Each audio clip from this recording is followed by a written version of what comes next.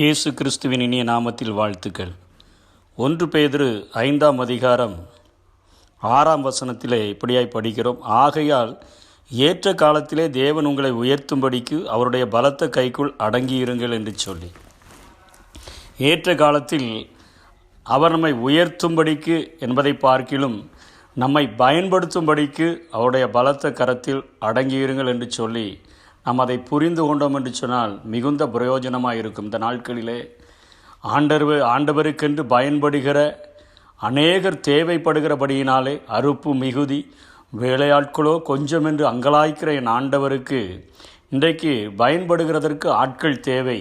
இருந்த போதிலும் ஆண்டவருடைய சித்தத்தின்படி அவர் அறிந்து அவர் நம்மை அனுப்பும் பொழுது அவர் நமக்கென்று கொடுக்கிற பணியை புரிந்து கொண்டு சரியாக செய்தோம் என்று சொன்னால் அவருக்கென்று மகத்தான காரியங்களை நம்முடைய வாழ்க்கையிலே செய்துவிட முடியும்.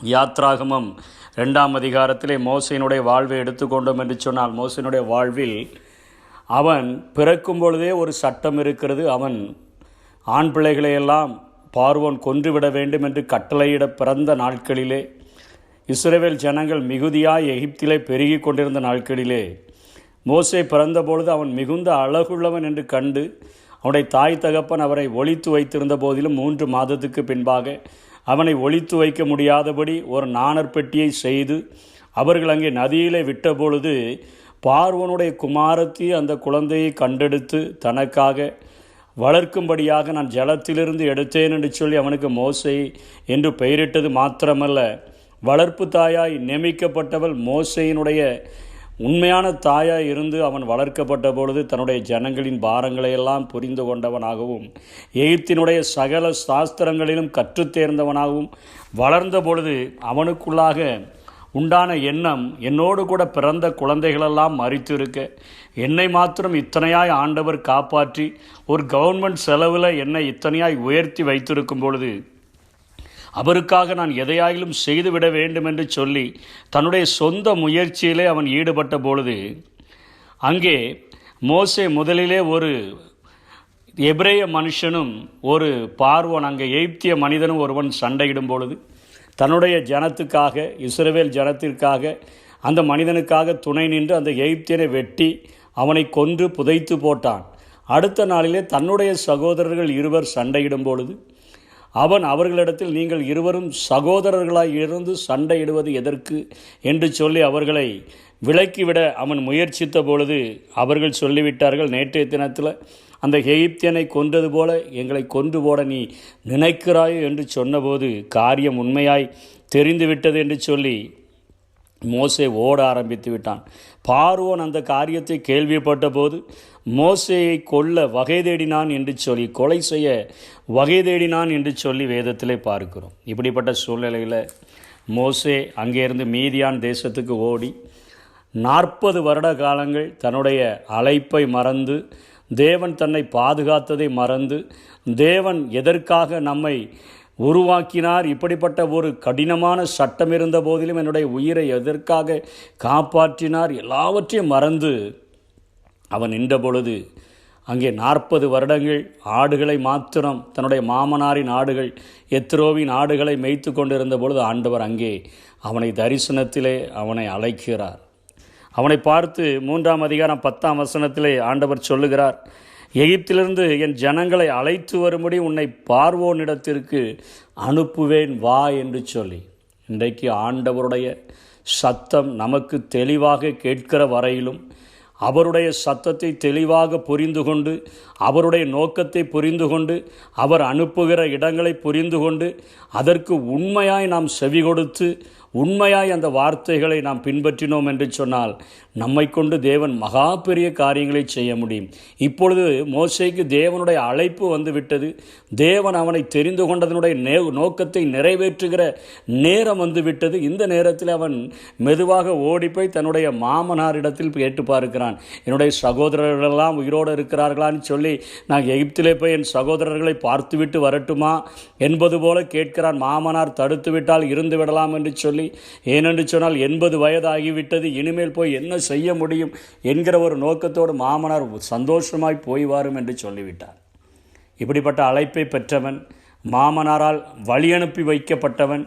அவன் வழியிலே அவன் தங்குமிடத்தில் அவன் அங்கே தன்னுடைய பிரயாணத்தை அவன் கொஞ்சம் ஸ்லோவாக்கின அந்த நேரத்தில் தேவன் அவனுக்கு எதிர்பட்டு அவனை கொல்ல பார்த்தார் என்று வேதத்திலே பார்க்கிறோம்.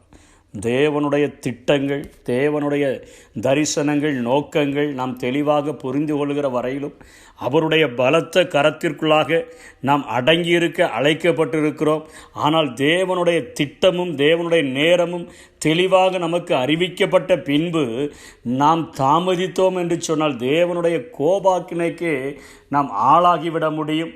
ஆண்டவர் இங்கே மோசேயை வழியில் தங்கும் இடத்தில் அவனை கொல்ல பார்த்தார் என்று சொல்லி நாம் பார்க்கிறோம். அதற்கு பின்பாக மோசேயினுடைய மனைவி சிப்போரால் போன்ற அவள் அங்கே ஒரு மகனுடைய விருத்த சேதனத்தை பண்ணி ஆண்டவரோடு கூட உடன்படிக்கை பண்ணின போது ஆண்டவர் அங்கே மோசேயை விட்டு விலகினார் என்று பார்க்கிறோம். துரிதமாக கிளம்பி மோசே அங்கே சென்ற பொழுது அந்த மோசேயை கொண்டு 40 வருடங்கள் 6 லட்சம் பேரை வழிநடத்தக்கூடிய மகா உன்னத பணியை ஒரு மனிதனை கொண்டு ஆண்டவர் செய்ததை நாம் பார்க்கிறோம். அந்த மனிதனை கொண்டு அங்கே எகிப்தில் அநேக அற்புத அடையாளங்கள், பார்வோனையும் அவனுடைய சேனையும் செங்கடலுக்குள்ளாக அமிழ்த்திவிட்ட காரியங்கள், வானத்திலிருந்து மன்னாவையும் வானத்திலிருந்து அங்கே அவர்களுக்கு ஆகாரங்களையும் கொடுத்தது மாத்திரமல்ல, கண்மலையை பிளந்து தண்ணீரை கொடுக்கிற ஒரு ஆண்டவருடைய கரத்தை ஜனங்களுக்கு வெளிப்படுத்துகிறான். மாறாவின் தண்ணீரை மதுரமாய் மாற்றுகிற அந்த காரியத்தை ஜனங்களுக்கு வெளிப்படுத்தி காட்டுகிறான். பகலிலே மேகஸ்தம்பமாய் இரவிலே அக்கினி ஸ்தம்பமாய் நடந்து வந்த என் தேவனை வெளிப்படுத்தி காட்டுகிறான். கற்பனைகளையும் கட்டளைகளையும் தேவனிடத்தில் பெற்றுக்கொண்டவனாக அங்கே ஜனங்களுக்கு அதை கொடுக்கிறான். மற்றும் அங்கே ஒரு ஆசரிப்பு கூடாரத்தை உண்டு பண்ணி அநேக காரியங்கள் மோசேயின் மூலமாக ஆண்டவர் அங்கே நிறைவேற்றினதை பார்க்கிறோம். தேவனுடைய நேரமும் தேவனுடைய திட்டமும் ஒரு மனிதனுடைய வாழ்க்கையில் வருகிற வரையிலும் அவன் அடங்கி இருந்தான் என்று சொன்னால் அவனை கொண்டு ஆண்டவர் தன்னுடைய ராஜ்யத்திற்கென்று மிகப்பெரிய பணியை அவனை கொண்டு செய்ய முடியும். மோசேயினுடைய வாழ்விலிருந்ததை கற்றுக்கொள்ளலாம். நாமும் அடங்கியிருந்த ஆண்டவருடைய சன்னிதானத்தில் ஆண்டவரை என்னை குறித்து என்ன திட்டம் வைத்திருக்கிறேன், தெளிவான உடைய திட்டத்தை எனக்கு வெளிப்படுத்தும், எப்படியாகிலும் உமக்கென்று நான் பிரகாசிக்க வேண்டும், சரியான பாதையில் நடந்துவிட என்னை பயன்படுத்தும் என்று சொல்லி கேட்போம் என்று சொன்னால் ஒரு மகத்தான பணியை என் ஆண்டவருக்காக இந்த உலகத்திலே செய்துவிட முடியும். அப்படிப்பட்ட கிருபைகளை தேவன் தாமே தந்தருள்வாராக. ஆமென். மோசேக்கு வழிகள் வெளிப்படுத்தினார், அதிசய செயல்கள் காணச் செய்தார்.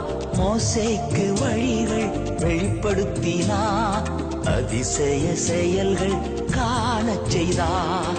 அவர் செய்த சகல உபகாரங்களை நீ ஒரு நாளும் மறவாதே, ஒருபோதும் மறவாதே. அவர் செய்த சகல உபகாரங்களை நீ ஒரு நாளும் மறவாதே, ஒருபோதும் மறவாதே. என் உயிரே ஆண்டவரை போற்று, முழு உள்ளமே அவர் பெயரை போற்று.